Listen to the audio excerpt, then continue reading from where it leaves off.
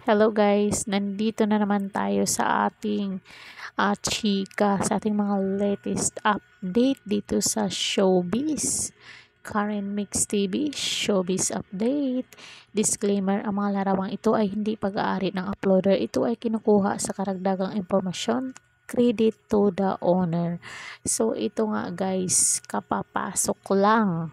Gerald may request kay Julia Barito bago maging calendar girl.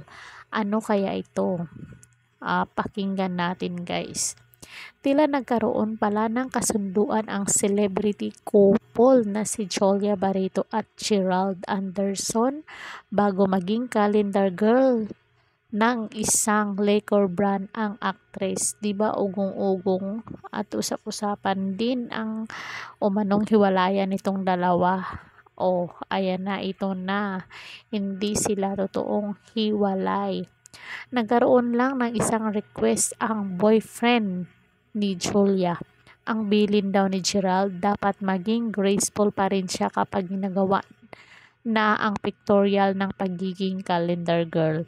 Ang revelasyon na yan ay kwinento ng aktres nang tanungin siya sa morning talk show ng Magandang Buhay. Nabanggit din ng kapamilya actress na very supportive ang kanyang boyfriend na si Gerald kahit sa mga sexy project niya. You know, he's always supportive as long as comfortable ako sa ginagawa ko, as long as feeling niya masaya naman ako. Pagmamalaki ni Julia. Kwento niya, I think, ang pinaka-request niya ay lang is yung sana tastefully, gracefully pa rin ang gagawin. The same request from my family, my sibling, at si mommy. Kung naalala, noong Nobyembre ng nakaraang taon nang mapabilang si Julia sa Tanduay family bilang bagong calendar girl, kasabay ng ika-170th anniversary ng liquor company. We wanted a strong, confident, and hardworking personality to represent the brand. Julia has weathered many challenges in her career and has emerged happy and successful. Wika sa inilabas na pahayag noon ng brand.